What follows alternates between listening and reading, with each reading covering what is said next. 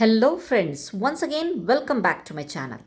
ಈ ದಿನ ನಾವು 8ನೇ ತರಗತಿಯ ಗಣಿತ ಪ್ರಕಾಶ ಹೊಸ ಪಠ್ಯಪುಸ್ತಕದಿಂದ ಮೊದಲನೇ ಪಾಠವಾಗಿರುವಂತಹ ವರ್ಗ ಮತ್ತು ಘನ ಅಲ್ವಾ.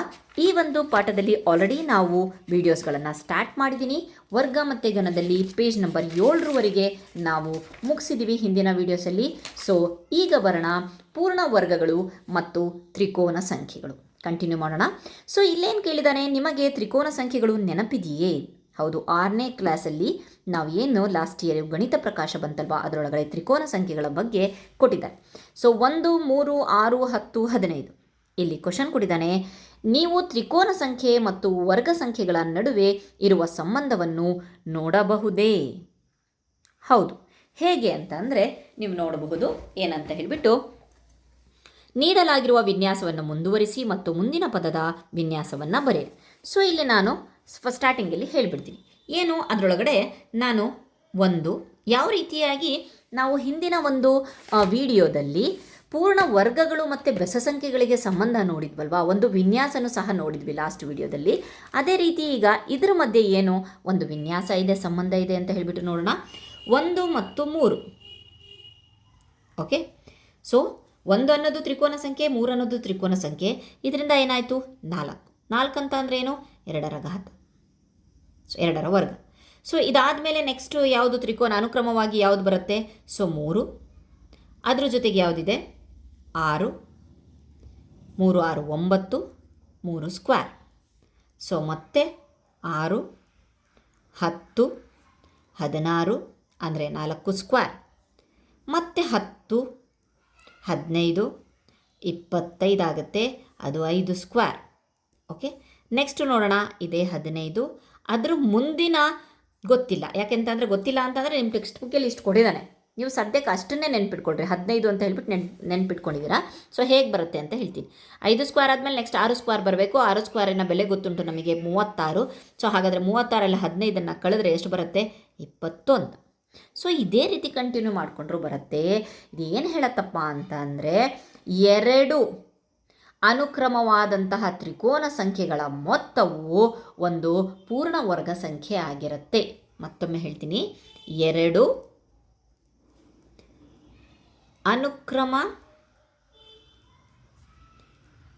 ತ್ರಿಕೋನ ಅನುಕ್ರಮ ಅಂದರೆ ಗೊತ್ತಲ್ವಾ, ಅನುಕ್ರಮ ಅಂತ ಅಂದರೆ ಕಂಟಿನ್ಯೂ ಇರುತ್ತಲ್ಲ, ಅದಕ್ಕೆ ನಾವು ಅನುಕ್ರಮ ಅಂತೀವಿ. ಸೊ 1 ಜೊತೆಗೆ ನಾನು 6 ಕೂಡಿಸ್ಬಿಟ್ಟು 7 ಇದು ಅಲ್ಲ ಅಂತ ಹೇಳುವಾಗಿಲ್ಲ. ಅನುಕ್ರಮ ಕಂಟಿನ್ಯೂ, ಏನು ಕಾನ್ಸಿಕ್ಯೂಟಿವ್ ಅಂತ ಹೇಳ್ತೀವಿ ನಾವು. ಕನ್ನಡದಲ್ಲಿ ಏನು ಹೇಳ್ತೀವಿ? ಕ್ರಮಾನುಗತ ಅನುಕ್ರಮ ಅಥವಾ ಕ್ರಮಾನುಗತ ಅಂತಲೇ ಬರೆಯೋಣ. ಕ್ರಮಾನುಗತ ಕಾನ್ಸಿಕ್ಯೂಟಿವ್ 2 ಕ್ರಮಾನುಗತ ತ್ರಿಕೋನ ಸಂಖ್ಯೆಗಳ ಮೊತ್ತವು ಪೂರ್ಣ ವರ್ಗ ಸಂಖ್ಯೆ ಆಗಿರುತ್ತೆ. ಪೂರ್ಣ ವರ್ಗ ಸಂಖ್ಯೆಗೆ ಸಮವಾಗಿರುತ್ತೆ. ಈ ಪ್ಯಾಟರ್ನ್ ನೀವು ಹಾಗೆ ಕಂಟಿನ್ಯೂ ಮಾಡ್ಕೊಂಡು ಹೋದ್ರೂ ಸಿಗುತ್ತಾ? ಹೌದು, ಆ ಪ್ಯಾಟರ್ನ್ ಕಂಪ್ಲೀಟಾಗಿ ಕಂಟಿನ್ಯೂ ಮಾಡ್ಕೊಂಡು ಹೋದ್ರೂ ನಿಮಗೆ ಏನಾಗುತ್ತಪ್ಪ ಅಂತಂದರೆ ನಮಗೆ ಒಂದು ಪೂರ್ಣ ವರ್ಗ ಸಂಖ್ಯೆಗಳು ಅವುಗಳ ಮೊತ್ತದಿಂದ ಸಿಗ್ತಾ ಹೋಗುತ್ತೆ. Okay fine. ಇಲ್ಲಿ ನಾವು ವಿನ್ಯಾಸ ನಮಗೆ ಸಿಕ್ತು, ಅಂದರೆ ಇಲ್ಲಿ ಕ್ವಶನ್ ಕೊಟ್ಟಿದ್ದಾನೆ, ಆ ವಿನ್ಯಾಸ ನಮಗೆ ಸಿಕ್ತು. ಸೊ ಇಲ್ಲಿ ನೋಡಬಹುದು 1 + 3 = 4, 2ರ ಘಾತ. ನೆಕ್ಸ್ಟು 2ರ ವರ್ಗ, 3, 6, 9. ಸೊ ಇಲ್ಲಿ ನೆಕ್ಸ್ಟು ಕಂಟಿನ್ಯೂ ಏನಾಯಿತು? ಪ್ಯಾಟರ್ನ್ ಇಲ್ಲಿ ನಾವು ತೋರಿಸಿದ್ವಿ. 16 ಆದಮೇಲೆ ಎಷ್ಟು? 15 + 15 = 10 + 15 = 25. ಸೊ ಇಲ್ಲಿ ಬರಿಬೇಕು. Next number 10. ನೆಕ್ಸ್ಟ್ ಮುಂದಿನ ತ್ರಿಕೋನ ಸಂಖ್ಯೆ 15 = 25. ಇದು 5ರ ವರ್ಗ. ಇಲ್ಲಿ ಚಿತ್ರ ಯಾವ ರೀತಿಯಾಗಿ ಬರುತ್ತೆ? 1, 2, 3, 4, 5, 6, 7, 8, 9, 10, 11, 12, 13, 14, 15, 16, 17, 18, 19, 20, 21, 22, 23, 24, 25. ಮುಂದಿನ ಪದದ ವಿನ್ಯಾಸ ಬರೆಯಿರಿ ಅಂತ ಹೇಳಿದ್ದಕ್ಕೆ ನಾವು ಇದನ್ನು ಬರಿತಾ ಇದ್ದೀವಿ. ಇದು ವಿನ್ಯಾಸ ಬಂತು. ಸೊ ಇಲ್ಲಿ ಚಿತ್ರನೂ ಸಹ ಬಂದಿದೆ. Okay fine. ನೆಕ್ಸ್ಟ್ ನೋಡೋಣ ವರ್ಗಮೂಲಗಳು. ಸೊ ಇಲ್ಲಿ ಬಂತು ಸ್ಕ್ವೇರ್ ರೂಟ್. ವರ್ಗಮೂಲಗಳು ಅಂತ ಅಂದರೆ ಸ್ಕ್ವೇರ್ ರೂಟ್. ಸೊ ಇದನ್ನು ಸ್ಟಾರ್ಟ್ ಮಾಡೋಕ್ಕಿಂತ ಮುಂಚೆ ಒಂದು ಕಾನ್ಸೆಪ್ಟನ್ನು ಕರೆಕ್ಟಾಗಿ ಹೇಳ್ತೀನಿ, ಕರೆಕ್ಟಾಗಿ ಕೇಳ್ಕೊಳ್ಳಿ. ವರ್ಗ ಅಂತ ಅಂದ್ರೇನು? ಸ್ಕ್ವೇರ್ ಅಂದ್ರೇನು? ಒಂದು ಸಂಖ್ಯೆನ 2 ಸಲ ಗುಣಿಸಿದಾಗ, ಒಂದು ಸಂಖ್ಯೆ 2 ಸಲ ಗುಣಿಸಿದೆ 4, ಇದರ ವರ್ಗ ಅಂತ ಹೇಳ್ತೀವಿ. 2ರ ವರ್ಗ. ಓಕೆ, ಹಾಗಾದರೆ ವರ್ಗಮೂಲ ಅಂದ್ರೇನು? ಮೂಲ ಕೇಳ್ತಾ ಇದ್ದೀರಾ, ಮೂಲ. ಈ 4 ಅಂತ ಬಂದಿದೆ ಅಂದಮೇಲೆ ಇದರ ಮೂಲ ಯಾವುದು? ಈಗ ನೀವಿದ್ದೀರಾ ಅಂತಂದರೆ ನಿಮ್ಮ ಮೂಲ ಯಾರು? ನಿಮ್ಮ ತಂದೆ ತಾಯಿ. ಅವ್ರ ಮೂಲ ಯಾರು? ಅವ್ರ ತಂದೆ ತಾಯಿ. ಮೂಲ ಅಂತ ಹೇಳಿಬಿಟ್ಟು ಕೇಳ್ತೀವಲ್ವ ಪದ. ಸೊ ರೂಟ್, ಆಯಿತಾ? ನಿಮಗೆಲ್ಲ ರೂಟ್ ಯಾರು ಅಂತ ಅನ್ನೋ ಥರ ಮೂಲ ಯಾವುದು? ಸ್ಕ್ವೇರ್ ರೂಟ್ ಅಂತ ಹೇಳ್ತೀವಲ್ವ. ಸೊ ಮೂಲ ಯಾರು? 4ಕ್ಕೆ ಮೂಲ. ಈ 4 ಅನ್ನೋದು ನಂಬರ್ ಯಾವುದರಿಂದ ಬಂದಿದೆ? 2ರಿಂದ ಬಂದಿದೆ. ಸೊ 2, ಇದು y ಅಂದ್ಕೊಂಡು ಇದನ್ನು ಎಕ್ಸ್ ಸ್ಕ್ವೇರ್ ಅಂದ್ಕೊಂಡ್ರೆ ಈ ಎಕ್ಸ್ ಅನ್ನೋದಿದೆಯಲ್ವಾ ಅದು ವರ್ಗಮೂಲ. ಇದೇ ಮೂಲ, ಆಯಿತಾ? 2ನ್ನು 2 ಸಲ ಗುಣಿಸಿದಾಗ ಏನು ಉತ್ತರ ಬರುತ್ತಲ್ವಾ, ಉತ್ತರ ಬಂತು ಅಂತ ಹೇಳ್ತೀವಲ್ವಾ. ಸೊ ಯಾವ ಸಂಖ್ಯೆನ ಇದು ಮಾಡ್ತೀವಲ್ವಾ ಅದೇ ವರ್ಗಮೂಲ. ಓಕೆ ಫೈನ್, ಗೊತ್ತಾಯಿತು. ನೆಕ್ಸ್ಟು, ಒಂದು ಚೌಕದ ವಿಸ್ತೀರ್ಣ 49 ಸೆಂಟಿಮೀಟರ್ ಸ್ಕ್ವೇರ್ ಆದರೆ ಅದರ ಬಾಹುವಿನ ಉದ್ದ ಎಷ್ಟು? ಸೊ ಬನ್ನಿ ನೋಡೋಣ. ಒಂದು ಚೌಕ, ಆ ಚೌಕದ ವಿಸ್ತೀರ್ಣ ಕೊಟ್ಟಿದ್ದಾನೆ ಎಷ್ಟು? 49 ಸೆಂಟಿಮೀಟರ್ ಸ್ಕ್ವೇರ್. ಆದರೆ ನಮಗೆ ಬಾಹು ಕಂಡುಹಿಡಿಯಬೇಕಂತೆ, ಗೊತ್ತಿಲ್ಲ. ಸೊ ಆದರೆ ನಮಗೆ ಸೂತ್ರ ಅಂತೂ ಗೊತ್ತುಂಟು. ಚೌಕದ ವಿಸ್ತೀರ್ಣ ಈಸ್ ಈಕ್ವಲ್ ಟು ಬಾಹು ಇಂಟು ಬಾಹು. ಬಾಹು ಇಂಟು ಬಾಹುನ ನಾವು ಬಾಹು ಸ್ಕ್ವೇರ್ ಅಂತಲೂ ಮಾಡ್ಬೋದು, ಅಂದರೆ 2 ಸಲ ಅಂತ ಹೇಳಿಬಿಟ್ಟು. ಸೊ 49ನ್ನು ನಾವು ಓದಿದ್ರೊಳಗಡೆ ಏನಾಗುತ್ತಪ್ಪ ಅಂತಂದರೆ 7 ಸ್ಕ್ವೇರ್ ಅಂತ ಹೇಳಿಬಿಟ್ಟು ಬರುತ್ತಲ್ವ. 7 ಸ್ಕ್ವೇರ್ ಈಸ್ ಈಕ್ವಲ್ ಟು ಬಾಹು ಸ್ಕ್ವೇರ್. ಈ 2 ಅಂತ ಹೋದರೆ ಇನ್ನು ನಾವು ಸ್ಕ್ವೇರ್ ರೂಟನ್ನು ಇಂಟ್ರೊಡ್ಯೂಸ್ ಮಾಡಿಲ್ಲ, ಹಾಗಾಗಿಬಿಟ್ಟು ಬೇಸಿಕ್ ತೊಗೊಳ್ತಾ ಇದ್ದೀವಿ ಅಷ್ಟೇ. ಹಾಗಾದರೆ ಬಾಹು ಎಷ್ಟಾಯಿತು? 7 ಸೆಂಟಿಮೀಟರ್. ಓಕೆ, ಸೊ ಆದ್ದರಿಂದ ಇಲ್ಲಿ ಕೊಟ್ಟಿದ್ದಾನೆ, ಮತ್ತು ಅದನ್ನೇ ಕೊಟ್ಟಿದ್ದಾನೆ y is equal to X square. ಹಾಗಾದರೆ ಎಕ್ಸ್ ಅನ್ನೋದು ಏನು ಇಲ್ಲಿ? 7, y ಎಕ್ಸ್ ಅನ್ನೋದು 7. ಓಕೆ, 64ರ ವರ್ಗಮೂಲ ಎಷ್ಟು? 8 ಇಂಟು 8 64 ಎಂದು ನಮಗೆ ಗೊತ್ತಿದೆ. ಆದ್ದರಿಂದ 8 ಅನ್ನೋದು 64ರ ವರ್ಗಮೂಲವಾಗಿದೆ. ಇಲ್ಲಿ ಒಂದು ಒಳ್ಳೆ ಕಾನ್ಸೆಪ್ಟ್ ಇದೆ. 64ರ ವರ್ಗಮೂಲ ಎಷ್ಟು ಅಂತ ಅಂದರೆ 8 ಅಂತ ಹೇಳ್ತೀವಿ. ಓಕೆ, ವರ್ಗಮೂಲವನ್ನು ಈ ರೀತಿಯಾದಂಥ ಚಿಹ್ನೆಯಿಂದ ನಾವು ಡಿನೋಟ್ ಮಾಡ್ತೇವೆ. ಸೊ 64ರ ವರ್ಗಮೂಲ ಎಷ್ಟು? 8. 8 ಅಂತ ಅಂದರೆ ಪ್ಲಸ್ 8 ಮೈನಸ್ 8 ಗೊತ್ತಿಲ್ಲ ಅಲ್ವಾ? ಸೊ ಈಗ ಮಾಡಿ ನೋಡೋಣ. ಪ್ಲಸ್ 8ನ ಹಾಕಿ 2 ಸಲ ಗುಣಿಸಿ ನೋಡೋಣ. 8 8 64 ಪ್ಲಸ್ 64. ಹಾಗಾದರೆ ಮೈನಸ್ 8ನ್ನು ಸಹ ಹಾಕಿ ನೋಡೋಣ. -8 ಇಂಟು -8 ಪೂರ್ಣಾಂಕಗಳಲ್ಲಿ ನೋಡಿದ್ದೀವಿ ನಾವು. ಮೈನಸ್ ಇಂಟು ಮೈನಸ್ ಪ್ಲಸ್ಸೇ ಆಯಿತು. 8 8 64 ಅಲ್ಲಲ್ಲೇ. ಹಾಗಾದರೆ 64ಕ್ಕೆ 2 ಉತ್ತರಗಳು ಬಂದಿದೆ. ಒಂದು +8 -8. ಹಾಗಾಗಿಬಿಟ್ಟು ನಾವು 64ನ್ನು ಈ ರೀತಿಯಾಗಿ ಡಿನೋಟ್ ಮಾಡ್ತೀವಿ. ಪ್ಲಸ್ಸು ಮೈನಸ್ಸು 8 +or-8 ಅಂತ ಹೇಳಿ. 64ಕ್ಕಷ್ಟೇ ಅಲ್ವಾ. ಉದಾಹರಣೆಗೆ ಈಗ 100ರ ವರ್ಗಮೂಲವನ್ನು ಕಂಡುಹಿಡಿದ್ರೆ +−10. 4ರ ವರ್ಗಮೂಲ +or-2 ಈ ರೀತಿಯಾಗಿ. Okay fine. ಸೊ ಇಲ್ಲಿ ಕೊಟ್ಟಿದ್ದಾರೆ, ಆದ್ದರಿಂದ ಸಂಖ್ಯೆಯ ವರ್ಗಮೂಲವನ್ನು ಈ ಚಿಹ್ನೆಯ ಮೂಲಕ ತೋರಿಸ್ತೀವಿ ಅಂತ ಹೇಳಿಬಿಟ್ಟು ಹೇಳಿ. ಸೊ ಒಂದು ಧನಾತ್ಮಕವಾಗಿದ್ದರೆ ಉತ್ತರ, ಒಂದು ಋಣಾತ್ಮಕವಾಗಿಯೂ ಸಹ ಇರುತ್ತೆ. Okay, next. ಈ ಅಧ್ಯಾಯದಲ್ಲಿ ನಾವು ಧನಾತ್ಮಕದ ಬಗ್ಗೆ ಅಷ್ಟೇ ವರ್ಗಮೂಲವನ್ನು ಮಾತ್ರ ಪರಿಗಣಿಸ್ತೇವೆ ಅನ್ನೋದನ್ನು, ಅಂದರೆ ಪಾಸಿಟಿವ್ ಕಡೆ ಗಮನ ಇರಲಿ ಅಷ್ಟೇ. ನೆಕ್ಸ್ಟ್ ಕ್ವಶನ್ ಬರೋಣ. 576 ಅಥವಾ 327ನಂತಹ ಸಂಖ್ಯೆಯನ್ನು ನೀಡಿದರೆ ಅದು ಪೂರ್ಣ ವರ್ಗವೇ ಎಂದು ನಾವು ಹೇಗೆ ಕಂಡುಹಿಡಿಯುವುದು? ಇಲ್ಲಿ ಕ್ವಶನ್ ಮಾರ್ಕ್. ಪ್ರತಿಯೊಂದು ನಿಮ್ಮ ಟೆಕ್ಸ್ಟ್ ಬುಕ್ಕಲ್ಲಿ ಏನು ಕ್ವಶನ್ ಮಾರ್ಕ್ ಇದೆಯೋ ಅದನ್ನು ನೀವು ಉತ್ತರಿಸಲೇಬೇಕಾಗತ್ತೆ. ಸೊ 526 327. ಬನ್ನಿ, 526 ಮತ್ತು 327 ಕೊಟ್ಟಿದ್ದಾರೆ. ಇದರೊಳಗಡೆ ಯಾವುದು ಪೂರ್ಣ ವರ್ಗ? ಹಾಗಾದರೆ ನಾವು ಹುಡುಕಬೇಕು. 576 ಯಾವುದ್ರಾದ್ರೂ ವರ್ಗನಾ? 327 ಯಾವುದ್ರಾದ್ರೂ ವರ್ಗನಾ? ಇನ್ನೂ ಸಿಂಪಲ್ ಮೆಥಡಲ್ಲಿ ಹೇಳಬೇಕು ಅಂತ ಅಂದರೆ ಇಲ್ಲಿ ನಮಗೆ ಒಂದು ರೂಲ್ಸೇ ಕೊಟ್ಟಿದ್ವಿ ನಾವು. ಏನಂತ ಹೇಳಿ ಒಂದು ನಿಮಿಷ ತೋರಿಸ್ತೀನಿ. ಯಾವ ಸಂಖ್ಯೆಯ ಬಿಡಿಯಲ್ಲಿ, ಯಾವ ವರ್ಗ ಸಂಖ್ಯೆಯ ಬಿಡಿಯಲ್ಲಿ 2 3 7 8 ಇರುತ್ತೋ ಅದು ಪೂರ್ಣ ವರ್ಗ ಸಂಖ್ಯೆ ಅಲ್ಲ. ನಾನು ಮೊದಲನೇದೋ 2ನೇ ವಿಡಿಯೋದಲ್ಲೇ ಹೇಳಿಬಿಟ್ಟಿದ್ದೆ. 2 3 7 8ರಿಂದ ಎಂಡ್ ಆದರೆ ಇಲ್ಲ. ಅದೇ 0 1 4 5 6 9ರಿಂದ ಆದರೆ ಎಂಡ್ ಆದರೆ ಬಿಡಿ ಸ್ಥಾನದಲ್ಲಿ ಇದ್ದರೆ ಈ ನಂಬರ್ಸ್ಗಳು ಇರಬಹುದು ಅಥವಾ ಇಲ್ಲದೆ ಇರಬಹುದು, ಚೆಕ್ ಮಾಡಬೇಕು. ಬಟ್ ಇದಂತೂ 200% ಇಲ್ಲ ಅಂತ ಹೇಳಿದ್ದೆ. ಇಲ್ಲಿ ನೋಡ್ರಿ, ಯಾವುದರೊಳಗಿದೆ? ಬಿಡಿ ಸ್ಥಾನದಲ್ಲಿ 7 ಇದೆ, ಇಲ್ಲಿ 7 ಇದೆ. ಹಾಗಾದರೆ ಇದು ಪೂರ್ಣ ವರ್ಗ ಸಂಖ್ಯೆ ಅಲ್ಲ. ಅವನು ಕೇಳಿದಾನಲ್ಲ ಪ್ರಶ್ನೆಗೆ ಉತ್ತರ ಪೂರ್ಣ ವರ್ಗ ಸಂಖ್ಯೆ ಅಲ್ಲ. ಓಕೆ, ಇದ್ರದ್ದು ನೋಡಬೇಕಲ್ಲ, ಯಾವುದು 576 ಅನ್ನೋದು ಹಾಗಾದರೆ ಪೂರ್ಣ ವರ್ಗ ಸಂಖ್ಯೆನಾ ಅಂತ ಹೇಳ್ಬಿಟ್ಟು ಇದು ಇದ್ರೂ ಇರಬಹುದು ಅಥವಾ ಇಲ್ಲದೇನೂ ಇರಬಹುದು, ನಮಗೆ ಗೊತ್ತಿಲ್ಲ ಅದನ್ನು. ಸೊ ಹಾಗಾಗಿಬಿಟ್ಟು ನೆಕ್ಸ್ಟ್ ಏನು ಹೇಳಿದ್ದಾರೆ ನೋಡೋಣ. ಹಾಗಾದರೆ ಅದು ಪೂರ್ಣ ವರ್ಗವಾಗಿದ್ದರೆ ಅದರ ವರ್ಗಮೂಲವನ್ನು ನಾವು ಹೇಗೆ ಕಂಡುಹಿಡಿಯಬಹುದು ಅಂತ ಕೊಟ್ಟಿದ್ದಾನೆ. ಸೊ ಹಾಗಾಗಿ ನಾವು ಕಂಪ್ಲೀಟ್ ಮಾಡಲೇಬೇಕಾಗತ್ತೆ. ಸೊ 576 ನಾವು ಪ್ರೈಮ್ ಫ್ಯಾಕ್ಟರೈಸೇಷನ್ ಮೆಥಡಿಂದ ನಾವು ಮಾಡಬಹುದು. ಹೇಗೆ ಇಲ್ಲಿ ನೋಡೋಣ. 576 ಪ್ರೈಮ್ ಫ್ಯಾಕ್ಟರೈಸೇಷನ್ ಮೆಥಡ್ ತೆಗೆಯೋದು ಗೊತ್ತಿದೆ ನಮಗೆ. ಯಾವ ರೀತಿ ಎರಡನೇ ಮಗ್ಗಿಂದ ಮಾಡೋಣ. 2 2 4 1 ಉಳಿತು. ಇಲ್ಲಿ 17 ಆಯ್ತಲ್ವ. 2 8 16, 2 9 18, 2 8 16 ಮತ್ತೆ. ಸೊ 2 2 1 2 2 4 2 4 ಮತ್ತೆ 2 7 ಸಮಸಂಖ್ಯೆ ಆದ್ದರಿಂದ ಎರಡನೇ ಮಗ್ಗಿಯಿಂದ ಹೋಗುತ್ತೆ. 2 7 14, 2 2 4 ಮತ್ತೆ ಸಮಸಂಖ್ಯೆ ಬಂತು. 2 1 2 2 3 6 2 6 12 ಮತ್ತೆ ಸಮಸಂಖ್ಯೆ ಬಂತು. 2 1 2 8 16 ಓಕೆ. ಮತ್ತೆ ಸಮಸಂಖ್ಯೆ ಬಂತು. 2 9 18. ಸೊ ಈಗ 2 ಮಗ್ಗಿಂದ ಬರಲ್ಲ, 3ನೇ ಮಗ್ಗಿಂದ ಬರುತ್ತೆ. 3 3 9 ಮತ್ತೆ 3 1 3 ಓಕೆ. ಈಗ ನಾವು 576ರ ಫ್ಯಾಕ್ಟರ್ಸ್ಗಳನ್ನು ಬರೆದರೆ 2 2 ಎಷ್ಟು ಸಲ 2 ಇದೆ ನೋಡು. 1 2 3 4 5 6 1 2 3 4 5 6 ಆಮೇಲೆ ಕೊನೆಯದಾಗಿ 3 ಮತ್ತು 3. ಸೊ ನಾವು ಪೂರ್ಣ ವರ್ಗ ಸಂಖ್ಯೆ ಅಂತ ಹೇಳಿಬಿಟ್ಟು ಈ ಪ್ರೈಮ್ ಫ್ಯಾಕ್ಟರೈಸೇಷನ್ ಮೆಥಡಲ್ಲಿ ನೋಡಿದ್ರೆ, ಸೊ ನಾವು ಎರಡರ ಒಂದೊಂದು ಪೇರ್ ಮಾಡಬೇಕು, ಗುಂಪು ಮಾಡಬೇಕು. ಇದ್ರದ್ದು ಒಂದು ಗುಂಪಾಯಿತು, ಇದ್ರದ್ದು ಒಂದು ಗುಂಪಾಯಿತು, ಸೇಮ್ ನಂಬರ್ ಇರಬೇಕು. ಇದ್ರದ್ದು ಒಂದು ಗುಂಪಾಯಿತು, ಇದ್ರದ್ದು.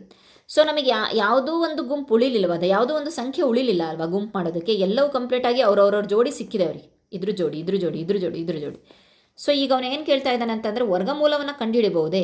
ಸೊ ಜೋಡಿ ಅಂತ ಅಂದಮೇಲೆ ಅವು ಒಂದೇ ಅಂತ ಲೆಕ್ಕ. ಓಕೆ. ಇದನ್ನು 2 ತೊಗೊಂಡೆ ಇಂಟು ಇದ್ರೊಳಗಡೆ 1 2 ತೊಗೊಂಡೆ, ಇದ್ರೊಳಗಡೆ ತೊಗೊಂಡೆ, ಇದ್ರೊಳಗಡೆ ಈ ಗುಣಿಸಿ 2 2 4 4 4 4 7 8 8 8 8 3 24 24 ಓಕೆ. ಮತ್ತೊಂದು ಸರಿ ಚೆಕ್ ಮಾಡಿದ್ದಷ್ಟೇ 24. ಹಾಗಾದರೆ ಇದರ ವರ್ಗಮೂಲ ಎಷ್ಟು? 24.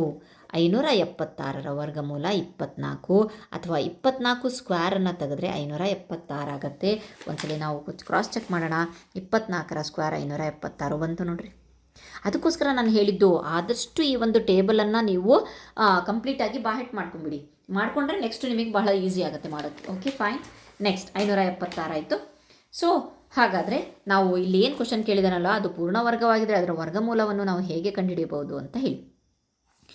ಸೊ ಇಲ್ಲಿ ಅವನು ಕೊಟ್ಟಿದ್ದಾನೆ 327 ಪೂರ್ಣ ವರ್ಗವಲ್ಲ. ಹಾಗಾದರೆ ಇದ್ರದ್ದು ಬಗ್ಗೆ ಕೊಟ್ಟರು. ನೆಕ್ಸ್ಟ್ ಇನ್ನೊಂದು ಮೆಥಡು ಸಹ ಇದೆ. ಇದು ಭಾಳ ದೊಡ್ಡದಾಯಿತು, ನಮಗೆ ಬಹಳ ಈಸಿಯಾಗಿರೋಂಥದ್ದನ್ನು ಈಗಲೇ ಸ್ಟಾರ್ಟಿಂಗಲ್ಲಿ ಇದು ಬೇಡ, ನಮಗೆ ಈಸಿಯಾಗಿರುತ್ತಂತ ಹೇಳ್ಕೊಡಿ. ಓಕೆ ಹೇಳ್ಕೊಡಿ. ಹೇಗೆ? 576 ಓಕೆ. ಸೊ ನಮಗೇನು ಗೊತ್ತುಂಟು? 400. 20ರ ವರ್ಗ ಗೊತ್ತುಂಟು. 20ರವರೆಗೆ ಕಲ್ತಿದ್ದೀವಿ ಅಂದ್ಕೊಳ್ರಿ. 400 ಓಕೆ ಫೈನ್. 400. ಸೊ ಅದಾದ ಮೇಲೆ ನಮಗೆ ಯಾವ್ದು ಗೊತ್ತುಂಟು? ಗೊತ್ತಿಲ್ಲ. 20ರ ವರ್ಗ ಗೊತ್ತುಂಟು. 576 ಗೊತ್ತುಂಟು. 400ಕ್ಕಿಂತ ಈ ಯಾವುದೋ ಇದರ ಒಂದು ವರ್ಗ ಯಾವುದಿರುತ್ತೆ 400ಕ್ಕಿಂತ ದೊಡ್ಡದಿರುತ್ತೆ. ಮತ್ತು 25ರ ವರ್ಗ ನೋಡೋಣ. 25ರ ವರ್ಗ ನಮಗೆ ಗೊತ್ತುಂಟು. ಏನಂತ ಹೇಳಿಬಿಟ್ಟು 625 ಅಂತ ಹೇಳಿ. ಸೊ ಅದು ಕಂಡುಹಿಡಿಬೋದು ಈಸಿಯಾಗಿ. 25 25 5 5 25 2 ಇದರ ಮುಂದಿನ ನಂಬರು 2 3 6 625. ಸೊ ಹಾಗಾದರೆ ಈ 576 2ರ ಮಧ್ಯೆ ಇದೆ ಅಲ್ವಾ. ಇದ್ರ ಮಧ್ಯೆ ಯಾವ ನಂಬರ್ ಬರುತ್ತೆ? ನಾವು ಹುಡುಕಬೇಕಾಗಿರೋದು 21 ಹುಡುಕಬೇಕು, 22 ಹುಡುಕಬೇಕು, 23 ಹುಡುಕಬೇಕು, 24 ಹುಡುಕಬೇಕು. ಫೈನ್. 25 ಅಂತೂ ದೊಡ್ಡದಿದೆ, ಸಿಗಲ್ಲ. ಸೊ ಇಲ್ಲಿ ಒಂದು ರೂಲ್ಸಲ್ಲಿ ಒಂದು ಕೊಟ್ಟಿದ್ದರು ಏನಂತ ಹೇಳಿಬಿಟ್ಟು, ಸೊ ಅದಕ್ಕೋಸ್ಕರ ಹೇಳಿದ್ದು ನಾನು ರೂಲ್ಸ್ ಮರಿಬೇಡ್ರಿ ಅಂತ ಹೇಳಿಬಿಟ್ಟು. 4 ಮತ್ತು 6 ಬಿಡಿ ಸ್ಥಾನದಲ್ಲಿದ್ದರೆ ಅದರ ಒಂದು ವರ್ಗ ಸಂಖ್ಯೆಯ ಬಿಡಿ ಸ್ಥಾನದಲ್ಲಿ 6 ಇರುತ್ತೆ. ಇಲ್ಲ 6 ಇದೆಯಲ್ವಾ. ಸೊ ಹಾಗಾದರೆ ಇಲ್ಲಿ ಬಿಡಿ ಸ್ಥಾನದಲ್ಲಿ ಏನಿರಬೇಕು? ಇಲ್ಲ 4 ಇರಬೇಕು, ಇಲ್ಲ 6 ಇರಬೇಕು ಅಲ್ವಾ. ಇಲ್ಲಿ ಬಿಡಿ ಸ್ಥಾನದಲ್ಲಿ ಯಾವುದಿದೆ? ಇಲ್ಲಿ 1 ಇದೆ, ಇಲ್ಲಿ 2 ಇದೆ, 3 ಇದೆ, 4 ಇದೆ. ಹಾಗಾದರೆ 4 ಇದೆ. ಸೊ ಹಾಗಾದರೆ 24 ಆನ್ಸರ್. ಡೈರೆಕ್ಟ್ ಇಷ್ಟೆಲ್ಲ ಸ್ಟೆಪ್ ಮಾಡಲಿಲ್ಲ ಅಲ್ವಾ ನಾವು? ಮಾಡಿದ್ವಾ? ಇಲ್ಲ. ಡೈರೆಕ್ಟಾಗಿ ಒಂದು ಅಸಂಪ್ಷನ್ ಮೇಲೆ, ಒಂದು ಥಿಯರಿ ಮೇಲೆ ರೂಲ್ಸ್ಗಳನ್ನು ಹಿಡ್ಕೊಂಡು ನಾವು ಮಾಡಿದ್ವಿ. ಸೊ ಹಾಗಾದರೆ 24 ಇಸ್ ದ ಕರೆಕ್ಟ್ ಆನ್ಸರ್ ಅಂತ ಹೇಳಿಬಿಟ್ಟು ಮಾಡಿ. ಸೊ ಇದು ಅರ್ಥ ಆಗಿದೆ ಅಂದ್ಕೊಂಡಿದ್ದೀನಿ. ಸೊ ಮತ್ತೊಮ್ಮೆ ಹೇಳ್ತೀನಿ, 576 ಅಂತ ಅಂದರೆ ಒಂದು ಅಸಂಪ್ಷನಲ್ಲಿ ಅಂತ ಅಂದರೆ ಒಂದು ರೌಂಡ್ ಫಿಗರಲ್ಲಿ 20 ಸ್ಕ್ವೇರ್ ಅಂದರೆ 400 ಅಂತ ಹೇಳಿದ್ವಿ. ಓಕೆ 30 ಸ್ಕ್ವೇರ್ ಅಂತಂದರೆ 900 ಜಾಸ್ತಿ ಆಗಿಬಿಡತ್ತಪ್ಪ 576 ಅಂತ ಹೇಳಿ ನಾನೇನು ಮಾಡಿದೆ 25 ನೋಡಿದೆ. 25 ಭಾಳ ಈಸಿಯಾಗಿ ನೋಡ್ಬೋದು. 25, 35, 45, 15 ಅವೆಲ್ಲ. ಒಂದು 15 ತೋರಿಸೋಣ. 5 25. ನೆಕ್ಸ್ಟ್ ಒಂದು ನಂಬರ್ ಇದೆ, ಅದರ ಮುಂದಿನ ಸಂಖ್ಯೆ ಯಾವುದು 2, ಅದರಿಂದ ಗುಣಿಸ್ಬೇಕು. 1 2 2, 225. ಇದೇ ರೀತಿ ನಾವು 35 ಸಹ ನೋಡ್ಬೋದು. ಹೇಗೆ? 5 5 25, 3 4 12. ಓಕೆ, ಸೊ ಕಂಪ್ಲೀಟಾಗಿ ಆಗ ಫೈನ್. ಅದಕ್ಕೋಸ್ಕರ ನಾನು 25 ತೊಗೊಂಡೆ ಈಸಿಯಾಗಿ. 625 ಅಂದರೆ ಚಿಕ್ಕದು. ಸೊ ಹುಡ್ಕೊಂಡು ಹೋಗೋಕ್ಕಿಂತ ಮುಂಚೆ ಇಲ್ಲಿ 4 ಇದ್ದಾವೆ, ಆದರೆ ಇನ್ನೊಂದು ರೂಲ್ಸ್ ತೊಗೊಂಡು ಯಾವುದು ಬಿಡಿ ಸ್ಥಾನದಲ್ಲಿ 6 ಇದ್ದರೆ ಇಲ್ಲಿ 4 ಅಥವಾ 6 ಇರಬೇಕು, ಇದು 4 ಅಂತ ಎತ್ಕೊಂಡ್ಬಿಟ್ವಿ. ಇಷ್ಟು ದೊಡ್ಡ ಪ್ರೊಸೆಸ್ ಮಾಡೋಕ್ಕಿಂತ ಇಲ್ಲಿ ಈಸಿಯಾಗಿ ಮಾಡಿ. Okay fine. ನೆಕ್ಸ್ಟನ್ನು ನೋಡೋಣ. ಪ್ರತಿಯೊಂದು ವರ್ಗವನ್ನು 1ರಿಂದ ಪ್ರಾರಂಭವಾಗುವ ಕ್ರಮಾನುಗತ ಬೆಸ ಸಂಖ್ಯೆಗಳ ಮೊತ್ತವಾಗಿ ವ್ಯಕ್ತಪಡಿಸಬಹುದು ಅಂತ ಹೇಳಿದ್ದಾರೆ. 81ರಿಂದ ಹೀಗೆ ಕಳ್ಕೊಂಡು ಹೋದರೆ 0. ಆದರೆ ದೊಡ್ಡ ನಂಬರನ್ನು ಕೊಟ್ಟರೆ ಈ ರೀತಿಯಾಗಿ ಮಾಡೋಕ್ಕಾಗತ್ತಾ? ಇಲ್ಲ, ಇಟ್ಸ್ ಟೈಮ್ ಕನ್ಸ್ಯೂಮಿಂಗ್ ಅಲ್ವಾ, ಭಾಳ ಟೈಮ್ ಹಿಡಿಯುತ್ತೆ, ಮಾಡೋಕ್ಕಾಗಲ್ಲ. ಸೊ 729 ಅಂತ ಹೇಳಿ ವರ್ಗಮೂಲವನ್ನು ಕಂಡುಹಿಡಿಯಬಹುದೇ? ಹೌದು, ಆದರೆ ಅದು ಹೆಚ್ಚು ಸಮಯವನ್ನು ತೆಗೆದುಕೊಳ್ಳುತ್ತದೆ. ಹೌದು, ಈ ರೀತಿಯಾಗಿ ಮಾಡ್ಕೊಂಡು ಹೋಗ್ಬೋದು. ಹೇಗೆ ಮಾಡಬೇಕು ಗೊತ್ತಾ? 729 -1, 728, 728 -3, 725, 725 -5, 720. ಹಾಗೆ ಮಾಡ್ಕೊಂಡು 0 ಬರಬೇಕು. ಎಷ್ಟು ಹೊತ್ತವರೆಗೆ ಆಗುತ್ತಲ್ವ? ಸೊ ಮುಂದೆ ನೋಡೋಣ ಏನು ಕೊಡಿದಾನೆ. ಒಂದು ಪೂರ್ಣಾಂಕವನ್ನು ಅದೇ ಪೂರ್ಣಾಂಕದಿಂದ ಗುಣಿಸಿದಾಗ ನಮಗೆ ಪೂರ್ಣವರ್ಗ ದೊರೆಯುತ್ತೆ ಎಂದು ತಿಳಿದಿದೆ. ಒಂದು ಸಂಖ್ಯೆಯನ್ನು ಅದರ ಅವಿಭಾಜ್ಯ ಅಪವರ್ತನಗಳಲ್ಲಿ ವ್ಯಕ್ತಪಡಿಸಿದಾಗ ಅದು ಪೂರ್ಣವರ್ಗವೇ ಎಂದು ನಿರ್ಧರಿಸಲು ಸಹಾಯ ಮಾಡುತ್ತದೆಯೇ? ಹೌದು. ನಾವು ಒಂದು ಸಂಖ್ಯೆಯ ಅವಿಭಾಜ್ಯ ಅಪವರ್ತನಗಳನ್ನು 2 ಸಮಾನ ಗುಂಪುಗಳಾಗಿ ವಿಂಗಡಿಸಬಹುದಾದರೆ ಅಂತ ಅಂದರೆ ಅವ್ರು ಹೇಳ್ತಿರೋದು ಇದು, ಈ ಮೆಥಡ್. ಓಕೆ, ಬನ್ನಿ ನೋಡೋಣ. ಸೊ 729 ನೋಡೋಣ. 729.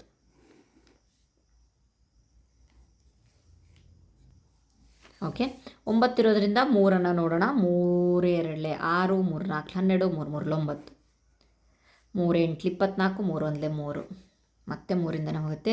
3 2 6, 3 7 21, 3 9 27, 3 3 1. ಓಹೋ, ಸೊ ಹಾಗಾದರೆ ಇಲ್ಲಿ ನೋಡೋಣ. 729ರ 3 1 2 3 4 5 6, ಒಂದು ಪೇರ್ ಸಿಕ್ತು, 2 ಪೇರ್ ಸಿಕ್ತು, 3 ಪೇರು ಸಿಕ್ತು, ಯಾವುದು ಉಳಿಲಿಲ್ಲ. ಹಾಗಾದರೆ ಇದು ಪೂರ್ಣ ವರ್ಗ ಸಂಖ್ಯೆ ಕನ್ಫರ್ಮ್. ಹಾಗಾದರೆ ಯಾವ ಸಂಖ್ಯೆ ಪೂರ್ಣ ವರ್ಗ ಸಂಖ್ಯೆ ನೋಡೋಣ. ಇಲ್ಲಿಂದ 1 3 ತೊಗೊಂಡೆ, ಇಲ್ಲಿಂದ 1 3 ತೊಗೊಂಡೆ, ಇಲ್ಲಿಂದ 1 3 3 9 9 3 27. ಹಾಗಾದರೆ 729ರ ವರ್ಗಮೂಲ 27. ಓಕೆ, ಈ ಪ್ರೊಸೆಸ್ ಕಲಿತ್ರೆ ತುಂಬ ಈಸಿಯಾಗಿ ನಾವು ಮಾಡಬಹುದು. ಮುಂದೆ ಹೋಗೋಣ. ಸೊ ಅದನ್ನೇ ಇಲ್ಲಿ ಡೀಟೇಲಾಗಿ ಹೇಳಿದ್ದಾರೆ. ಸೊ 324 ಒಂದು ಪೂರ್ಣ ವರ್ಗ ಸಂಖ್ಯೆಯೇ. ಸೊ ಇದೇ ಪ್ರೊಸೆಸ್ಸಲ್ಲಿ ನಾವು ಮಾಡ್ಕೊಂಡು ಹೋದರೆ ನಮಗೆ ಸಿಗತ್ತೆ. ಸೊ ಇಲ್ಲಿ ಫ್ಯಾಕ್ಟರೈಸೇಷನ್ ಮಾಡಿಕೊಂಡು ಅಪವರ್ತನಗಳನ್ನು ತೆಗೆದು ಲಾಸ್ಟಿಗೆ 18 ಅಂತ ಬಂದಿದೆ. Okay fine. ನೆಕ್ಸ್ಟ್ ನೋಡೋಣ. 156 ಒಂದು ಪೂರ್ಣ ವರ್ಗ ಸಂಖ್ಯೆನೇ. ನೋಡೋಣ, ಅದರ ಅವಿಭಾಜ್ಯ ಅಪವರ್ತನಗಳನ್ನು ಬರೆದು ಬಿಟ್ಟಿದ್ದಾರೆ ಅವರು. ಸೊ ನಿಮಗೆ ಬೇಕು ಅಂತ ಅಂದರೆ ಈ ಮೆಥಡಲ್ಲೇ ಮಾಡಿ ತೋರಿಸ್ತೀನಿ. 156. ಓಕೆ, 2ನೇ ಮಗ್ಗೆಯಲ್ಲಿ ಸಮ ಸಂಖ್ಯೆ ಇರೋದ್ರಿಂದ 2 7 14, 2 8 16, 2 3 6, 2 9 18, 3 ಬಂತು. 3 1 3, 3 3 9. ಸೊ 13 ಅನ್ನೋದು ಅವಿಭಾಜ್ಯ ಸಂಖ್ಯೆ ಆಗಿದೆ ಮತ್ತು ಡೈರೆಕ್ಟಾಗಿ 13 13 ಅಂತ. ಸೊ ಇಲ್ಲಿ ಏನು ಸಿಕ್ಕಿದೆ? 2 2 3 13. ಎಲ್ಲಿದೆ ಜೋಡಿ? ಇದಕ್ಕೊಂದು ಜೋಡಿ ಸಿಕ್ಕಿದೆ. ಇದ್ರದ್ದು ಜೋಡಿ ಎಲ್ಲಿದೆ? ಇದ್ರದ್ದು ಜೋಡಿ ಎಲ್ಲಿದೆ? ಸೊ ಸಿಕ್ಕಿಲ್ಲ ಅಂತ ಅಂದರೆ ಇದು ಪೂರ್ಣ ವರ್ಗ ಸಂಖ್ಯೆ ಅಲ್ಲ. ಓಕೆ ಫೈನ್, ಪೂರ್ಣ ವರ್ಗವೇ ಅಲ್ಲ. ನೆಕ್ಸ್ಟ್, ಅವಿಭಾಜ್ಯ ಅಪವರ್ತನ ಕ್ರಮದಿಂದ. ಸೊ ನಾನು ಏನು ಪ್ರೈಮ್ ಫ್ಯಾಕ್ಟರೈಸೇಷನ್ ಅಂತ ಅನ್ನಲ್ಲ, ಅದಕ್ಕೆ ಕನ್ನಡದಲ್ಲಿ ಅವಿಭಾಜ್ಯ ಅಪವರ್ತನ ಕ್ರಮ ಅಂತಾರೆ. ಸೊ ಹೇಳ್ತಾ ಅಭ್ಯಾಸ ಆಗಿರೋದ್ರಿಂದ ನಾನು ಹಾಗೆ ಹೇಳಿಬಿಟ್ಟೆ. ಸೊ ಈಗ ವರ್ಡ್ ಹೇಳ್ತಾ ಇದ್ದೀನಿ. ಅವಿಭಾಜ್ಯ ಅಪವರ್ತನ ಕ್ರಮದಿಂದ 1156 ಮತ್ತು 2800 ಪೂರ್ಣ ವರ್ಗಗಳೇ ಎಂಬುದನ್ನು ಕಂಡುಹಿಡಿಯಿರಿ. ಸೊ ಇದೇ ಮೆಥಡಿಂದ 1156 ಕಂಡುಹಿಡಿಯೋಣ. ಅದಾದಮೇಲೆ 2000 ಕಂಡುಹಿಡೋಣ. 2 1 2 5 10, 2 7 14, 2 8 16. ಓಕೆ, ನೆಕ್ಸ್ಟ್ ಮತ್ತೆ 2 2 4, 2 8 16, 2 9 18. ಸೊ ಇದು 3ನೇ ಮಗ್ಗಿಯಲ್ಲೂ ಹೋಗಲ್ಲ. 3 9 27 19 ಆಗುತ್ತೆ. ಸೊ ನಮ್ಮ ಒಂದು ಹಳೆಯ ನೆನಪು ಮಾಡಿಕೊಂಡ್ರೆ ಇದು 17ರಿಂದ ಆಗುತ್ತೆ. ಸೊ 17 17, 17. ಸೊ ನೋಡೋಣ, ನಮಗೆ 2 2 ಗುಂಪಂತು 17ರ ಗುಂಪು ಬಂತು. ಫೈನ್. ಸೊ ಹಾಗಾದರೆ ಇದರಿಂದ 2 ತೊಗೊಂಡೆ, ಇದರಿಂದ 17 ತೊಗೊಂಡೆ. 17 2 34. ಹಾಗಾದರೆ 156ರ ವರ್ಗಮೂಲ 34. ಹೌದು, ಇದು ಒಂದು, ಇಲ್ಲಿ ಬರಿಬೇಕು ನಾವು. ಹೌದು, ಇದು ಒಂದು ಪೂರ್ಣ ವರ್ಗ ಸಂಖ್ಯೆಯಾಗಿದೆ. ಫೈನ್. ನೆಕ್ಸ್ಟ್, ಒಂದನೇದಿದು. ಎರಡನೇದು 2800 ಕೊಟ್ಟಿದ್ದಾರೆ.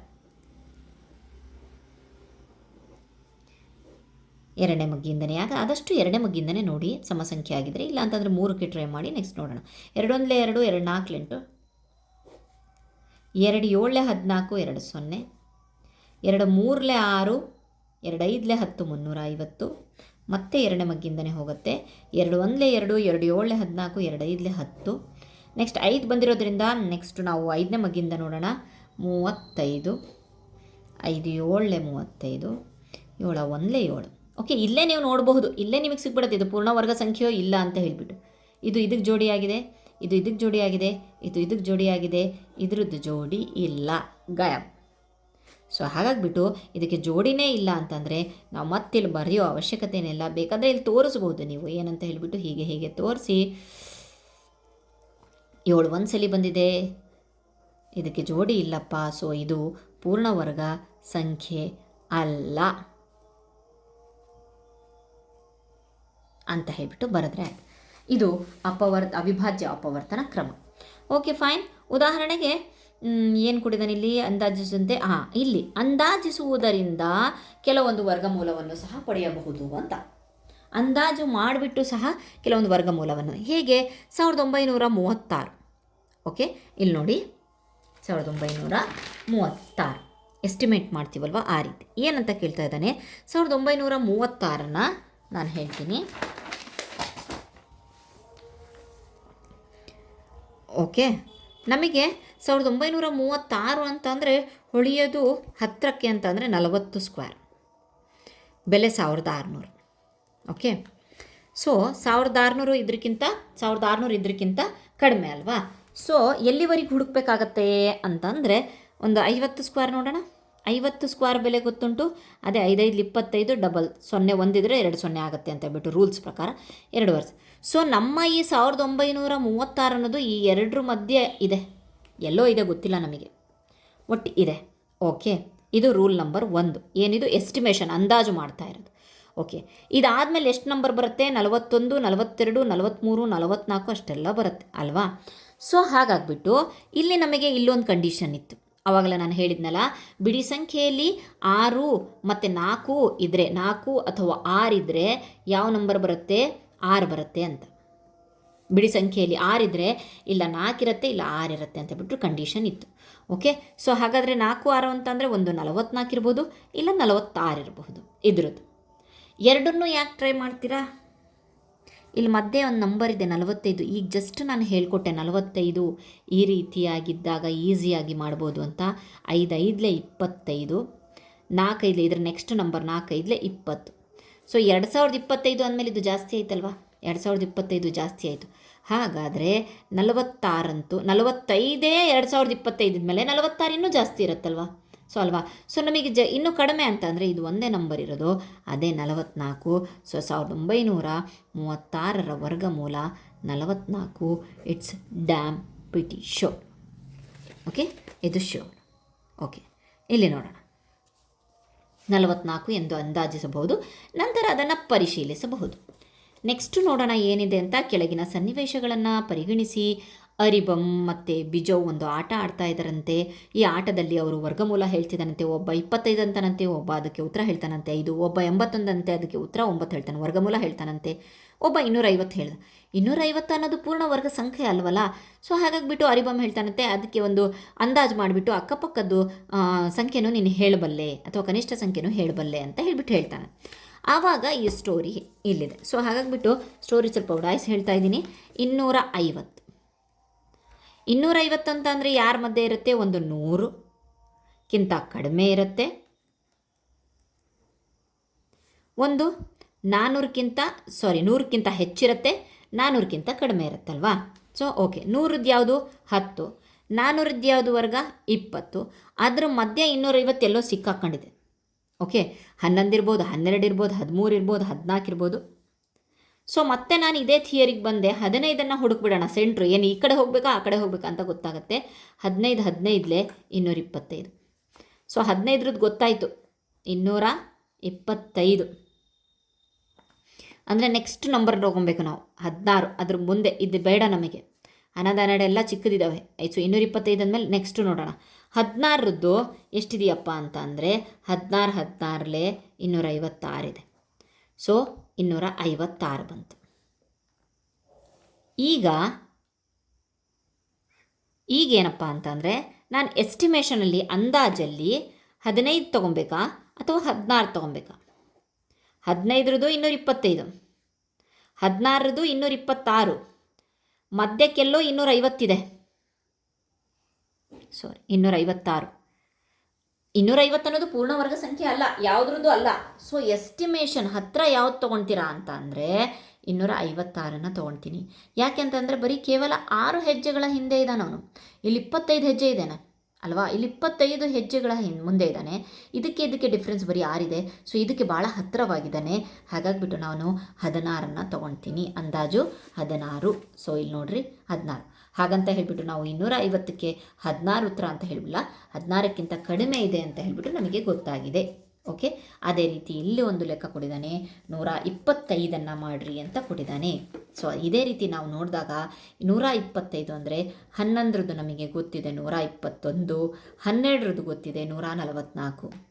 ಇದರ ಮಧ್ಯೆ ಇದೆ 121 ಹತ್ತಿರ ಇರೋದಲ್ವಾ, ಇದಕ್ಕೆ ಇದು ಬಹಳ ದೂರ ಆಯಿತು. ಸೊ ಹಾಗಾಗಿಬಿಟ್ಟು 11 ತೊಗೊಳ್ತೀವಿ, 11 ಸೆಂಟಿಮೀಟರ್. ಓಕೆ, ಇಲ್ಲೂ ಅಷ್ಟೇ 11 ತೊಗೊಂಡಿದ್ದಾರೆ, 11 ಸೆಂಟಿಮೀಟರ್. ಓಕೆ, ಇಲ್ಲಿಯವರೆಗೆ ಈ ಕಾನ್ಸೆಪ್ಟನ್ನು ನೋಡಿದ್ವಿ. ನೆಕ್ಸ್ಟ್ ವಿಡಿಯೋದಲ್ಲಿ ನಾವು ಪ್ರಶ್ನೋತ್ತರಗಳನ್ನು ಸಾಲ್ವ್ ಮಾಡೋಣ. Thank you.